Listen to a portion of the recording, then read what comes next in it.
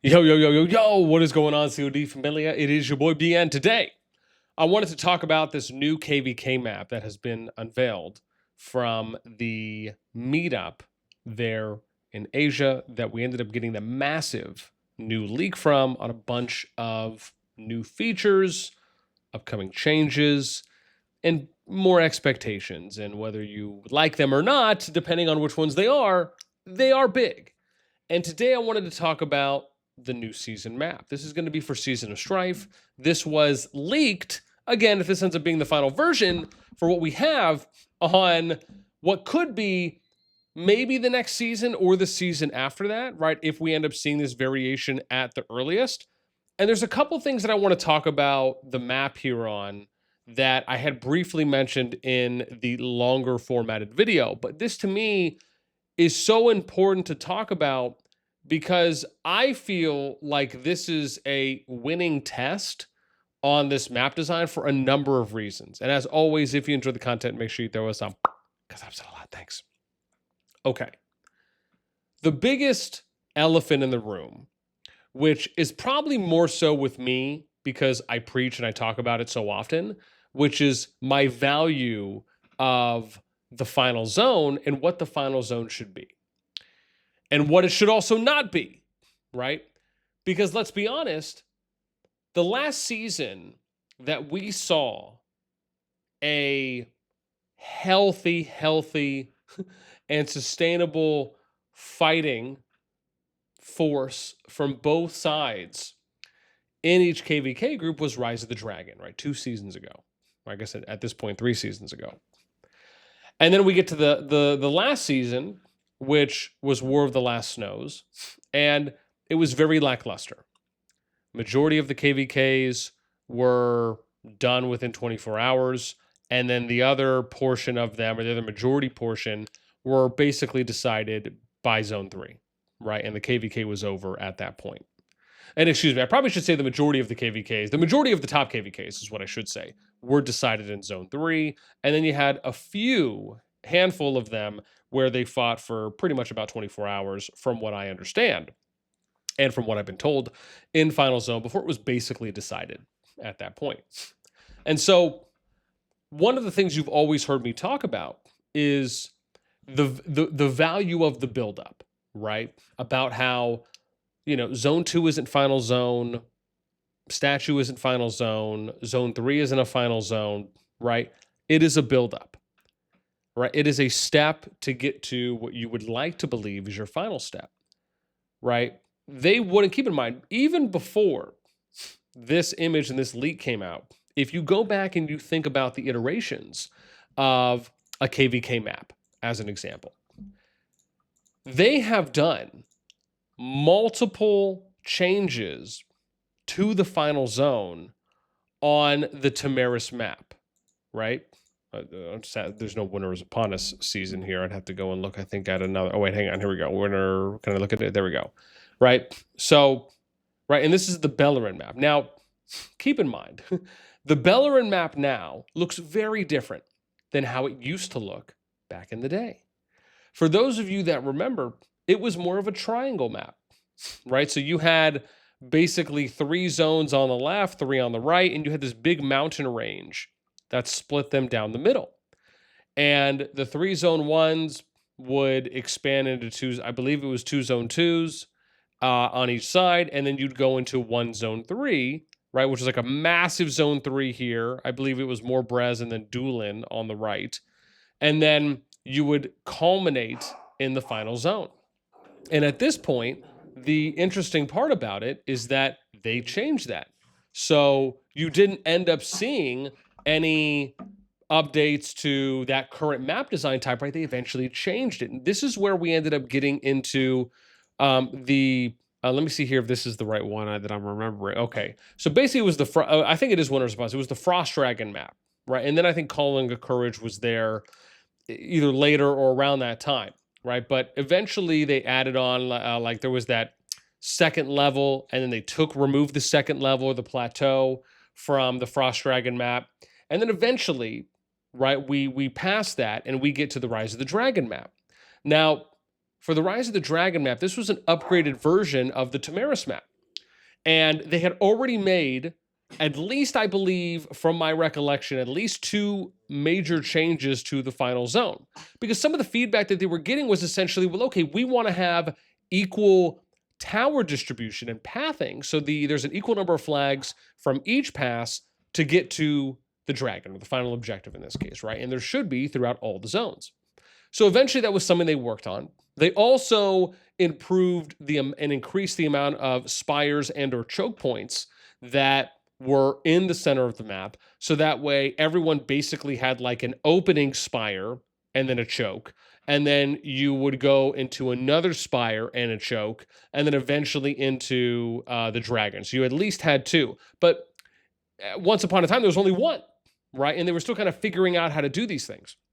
So this is all for me to say that they have done multiple modifications. They haven't shied away from making changes to the map and testing things out, and obviously listening to community feedback.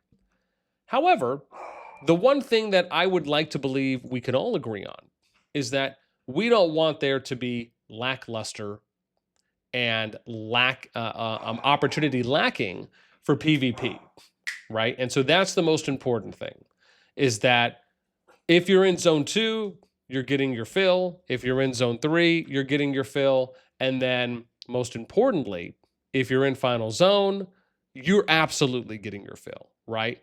You would almost like to believe that the amount of PvP you get should ultimately increase as each zone continues on. However, in some KvKs, we've seen that the zone 2 fights have lasted longer than the zone 3 fights, which again, it depends on how all in you're going. And then at the same time, what are your opponents doing? Are they responding in kind and going as all in, or are they fighting as much as you? Are they willing to waste as many, I shouldn't say waste, use as many resources as you, incur as much of a hospital bill as you? Because that will also impact, well, what's their recovery time from zone 2, from whenever they stop fighting in zone 2 to get to zone 3? And are you going to be fully healed again by the time you get there? And then you also have to consider, well, how hard are people going to want to go in a zone 2 and a zone 3 if now, and this is the important part, the challenge with the map design is that it's very unfavorable for people who want to try and fight it out in the final zone. Why is that? Because you can finish the KvK in zone 3. Some people might just view it as there's no point, which is understandable. I get that side of it. Because if you can end the KvK in zone 3, you can go decently hard in zone 2, and then by the time zone 3 comes around, you just all in on the zone 3. And as long as you win the zone 3, and your opponents win the zone 3, or your teammates do as well, right, depending on the map, and or, right, if you just keep moving around and take over all the zones before final zone opens, then it's just you. And this is something we've been seeing more and more often, especially as of late. And I think the last season for War of the Last Snows was probably the biggest indicator, if not one of the biggest, that we've seen from a lot of the top KvK groups, right? I believe it was KvK 1 and 3, or it was 1 and 2, were basically over, right, in zone 3, along with some of the other top KvKs. And you just have to believe that, I mean, I'd like to believe and hope that as a developer, you don't want there to be non-existent PvP happening in your final zone, especially after you take time to update and improve the final zone based on feedback from the community. It just feels like it's such a loss, right? It feels like it's an L. And so as we look at this new map, to me, I think this map answers a lot. Now, it may also change the dynamic on a couple areas. For me, as you know, final zone I've always believed is the most important, and that's never to take away saying we shouldn't have any action in zone 2 or zone 3, but I feel like there needs to be good, valuable reasons on fighting for a zone 2, fighting, like the rewards have to be enough. There needs to be enough of a reason, right? And I think players can all generally agree with that. It's like, I don't want to go and just fight in a zone 2 for maybe longer than I would need to if I'm not necessarily fighting for something or getting something of value in return. But then you're going to have some players who the value for them is just fighting, and that's fine too. But with this map design, now you kind of get this situation where, like, let's say the northwest and southeast edges are a zone 2. Okay, so you get to fight there. And then the southwest and the northeast are a zone 3. Okay, so you get to fight there. And then everyone, and this has always been my most important thing, is that everyone has an opportunity to make it to the final zone. It doesn't mean that everyone there deserves to stay as long as everyone else, but at least everyone has the opportunity to get in there, and then you get to test your worth against everyone else. And if you get pushed out, you get pushed out. That's fine. You get pushed out in a day, in a week, however long it takes, that's fine.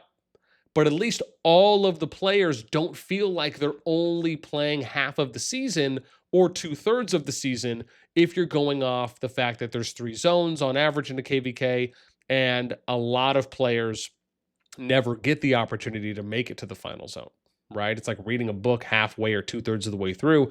It just isn't going to feel as fulfilling as if you had the opportunity to make it all the way.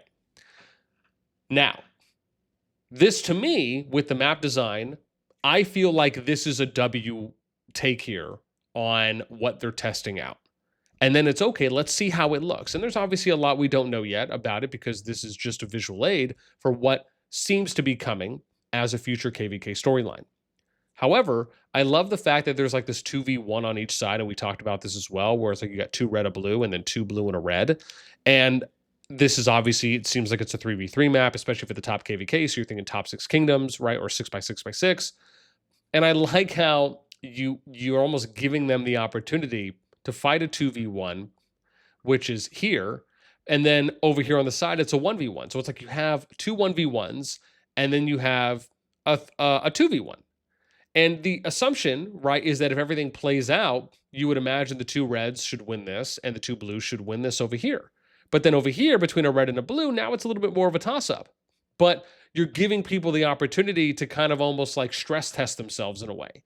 And I love that. I just love the fact that they're willing to do something a little bit different. And then obviously you get the most important thing to me, which is, again, you give everyone a shot at the final zone, and you get to have a 3v3 play out, right? Where it also works out where it's every other, right? It's like the way they did it, it's like red, blue, red, blue, red, blue, right? So it works out really nicely in that regard. The second element to me here that I think is really important is that now you have an opportunity to see PvP play consistently, which is the potential, throughout every zone. And that, to me, I think by far is the most important aspect. And more importantly, you get to hopefully see Final Zone be what a Final Zone should be, which is the final boss, right? Your creme de la creme, right? The grand finale that you're leading up to. Now, on the flip side, it could also potentially hinder maybe some Zone 2 and some Zone 3 action, where if a map like this, you're probably prioritizing and having a little bit more value on the final zone, and then it depends on what is really going to be worth and how much investment, how long will you, and how much resources will you use for something like a Zone 2 and a Zone 3. So you might see lighter PvP in a Zone 2, Zone 3, and because maybe people want to be as fully healed as they can. But again, that would maybe be the only downside I would see, at least one of them that I could think of right now. But I will say that I'm very excited for this KvK map. I would argue this is probably, on paper, until we see exactly how it plays out, the best KvK map for its potential. But as always, and I'm going to always mention this, the one thing I, dear Lord, hope they do not have in here is where if they have cross zone 3 passes. I hope the cross zone 3 passes do not open before the final zone pass. This is something I hope they fix, and I hope they make it so that way, for example, you can't invade, like, because you almost might think that you should be able to invade someone's starting zone with this, right? Like this, it feels like that may happen. And so if that's the case, I hope that they don't make it, and maybe this is more of a reason for them not to, where the final zone will open first, and then you can maybe invade starting zone 1's last, or something to that effect, right? But like you wouldn't assume that on a map like this, at least, I wouldn't assume that you're going to be able to invade the cross starting zones before the final zone opens, right? Just based on what they've historically done. but it makes you think that they probably would allow for you to invade a home kingdom on this map type. So those are some things that I'm kind of pulling away from. We know there's statues too as well, it looks like, that are probably going to be set up, even if we only see one of them here on this northeastern territory. But yeah, like I said, I'm overall excited for this. I can't wait to hear more about it. As long as the pass opening is solid and there's a good structure and good incentives in place for Zone 2 and Zone 3, and of course, more importantly, the final zone, I think this, again, has the potential to be the best KvK map that we have seen so far. And that alone gets me hyped, because I thought it was Rise of the Dragon, and apparently it's not. and again, and that's just for reasons that I've stated already. But I'd love to know what you think, right? Are you aligned with some of the things I've brought up and mentioned on this one? Do you think some of the zones can play out differently? Do you think some of the features on the map might play out differently? What do you think is the potential for this KvK map? Do you think it could be the best? Would you rate the second, third, maybe behind Rise of the Dragon or any others? Let me know in the comments below. That's going to do it for me. As always, until next time, we'll catch you later.